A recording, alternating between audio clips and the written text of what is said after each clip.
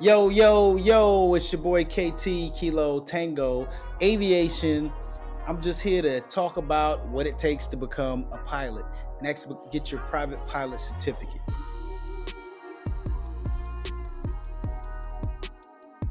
And first, why would you want to become a private pilot? Why do you want to get your certificate?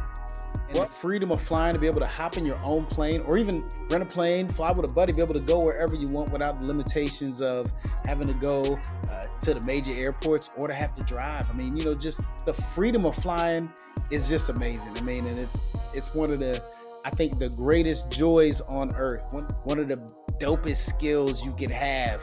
I'm gonna tell you about some of the privileges you have if you get your private pilot certificate and some of the limitations, just so you can kind of know what to expect when you're working towards this rating. In order to get your private pilot certificate, you got to be at least 17. Now, you can be 16 to get your student pilot certificate to get you started, but 17 when you actually get your rating. So you can literally have your pilot license, not too soon after you get your driver's license. You got to be able to read, write, understand English. You have to be able to pass a written test, a practical test, get a medical, and then meet all the flight experience requirements. Now, once you get your private pilot certificate, you'll be legally able to carry passengers. You won't be able to charge anybody except for, the shared cost of whatever the flight costs. So fuel and the other expenses that come along with flying, but you can't charge people for bringing them somewhere, and you can't charge anything for bringing something to somebody. Now, you can fly your airplane, or you can fly with your private pilot certificate in connection with business. Like if you got a business meeting you go to, you can take your private plane and get there.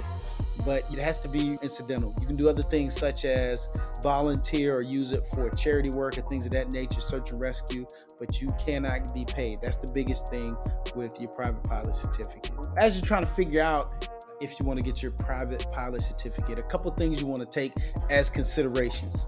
First, what is your goal? Like, why are you getting your certificate? Are you just doing it for fun so you can have your private pilot certificate? Cool. As long as you know what that is, that keeps you on focus as to the reason and kind of, let you know like your level of commitment, things like that. Or are you getting your private pilot certificate to set yourself up for a career?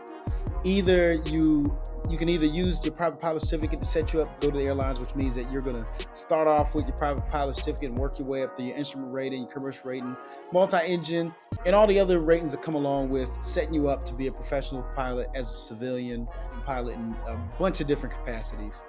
Or it could be a way to set you up to be competitive for getting a job in the military. Having your private pilot certificate and having the hours really sets you apart from other people when you're applying. Also gives you the baseline knowledge to be able to pass the Air Force officer qualification test and increase your PICSM score, which is the methods in which the Air Force uses to measure the possibility of you succeeding in flight training. So you understand your goal, but you got to make sure that you make time. You really got to make time if you're trying to earn your private pilot certificate. Your private pilot certificate can take you anywhere from 6 to 9 months. And that's if you're flying 2 to 3 times a week, along with all the studying and everything that goes along with it. Can you get it quicker than that? Sure, you can get your private pilot certificate in like 8 weeks, 2 months. But that's if that's the only thing you're doing. Like every day you're just flying and studying and that's it. But for those of y'all who are in school or have jobs, like that's probably, that may not be, a viable option for you. But you can expect like 6 to 9 months of really dedicated work, and you put in the time to make it happen. The other thing is budget. You got to make sure that you are putting money aside when it comes to flight training.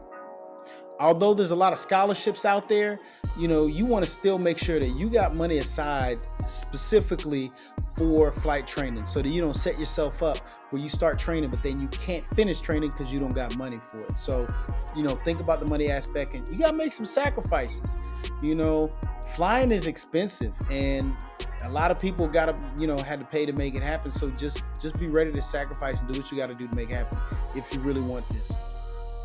When you're getting ready for your private pilot certificate, a couple things you got to get done, or a couple things you got to get in order to be successful, or to be able to get it complete. And that's going to be your student pilot certificate and your medical, your FAA medical. So your student pilot certificate is really where you get with the FSDO or CFI, just to verify all of your information. You fill out all the application data, your name, address, get a copy of your birth certificate, make sure that you're a citizen. If you're not a citizen, there's other paperwork you got to do, but really just to confirm who you are and that you're going to start flight training. Then you got your flying class physical. And that is what you need in order to basically say that you're physically fit and physically able to fly an airplane. With your student pilot certificate and your flying class physical, you'll have what you need to get up to your solo, which is just one of the parts of the training towards your private pilot certificate. But you got to have those two before you can get to that part. Doesn't mean you have to wait to start flying before you get those done, but that's going to be one of the big things that you're going to need before you really truly get invested in the flying, because if you can't get those, you're not going to be able to get your private pilot certificate. Next thing is your knowledge test. So you're going to have to get ground school. You can either do that online ground school or you can do it in the classroom, but nowadays most people do online ground schools. There's a lot of different ones out there. Watch out, Kilo Tango is going to be dropping one this year, so watch out. That's going to help you prepare for this knowledge test. It's a 60-question test going over a variety of topics. Quiz your aviation knowledge. You'll have to pass that before you get to the end of your training. Next thing is getting all the flight hours and requirements in order to take the practical test. So for your private pilot certificate, you need 35 or 40 hours as a minimum. So 35 if you're part 141, 40 if you're part 61. The thing is, it doesn't really matter whether it's 35 or it's 40, because the national average is 65 anyway. So you can expect that you're going to have about 60 to 65 hours of flight training before you get your private pilot certificate. Getting those hours when you get ready for your flight training, when you get with your CFI or with your instructor at the school you're going to, you'll check out your syllabus and you'll see that your flight training is broken up to pretty much 3 different parts. It's your pre-solo, which is everything getting you ready to solo, and basically getting all the basics of flying, understanding the controls of the airplane and that nature, and get you to where you can fly a plane on your own. Second phase is where you're getting all your cross-country time, getting some night training, and getting you more comfortable and more proficient flying the aircraft. And then the last part of your training is just going to be a check ride prep, and that's getting you ready to pass the exam with the FAA examiner. And your practical test is going to be, we call it the check ride. Part of that is going to be an oral exam where they're quizzing you and asking you questions, giving you scenarios, and seeing how you react to the scenarios they give you. And then there's going to be a flight examination where you actually go out and fly to see how you do flying the airplane. So it's going to be a series of all the different maneuvers that you learn throughout the private pilot training, and they're going to check to see if you do it. And once you complete that day, once you pass that, you walk away with your private pilot certificate. And once you have that, you are then a private pilot. Now that's just a quick rundown of what it takes to get your private pilot certificate. All the things we talked about, big things we talked about today, are the things you need in order to get your private pilot certificate. So your FAA medical, your student pilot certificate, ground training, knowledge test, flight training, and your practical exam. And that's it. Hey, let me know if you got any other questions. I hope that at least puts you on the right track of what it takes to get your private pilot certificate. Kilo Tango Aviation.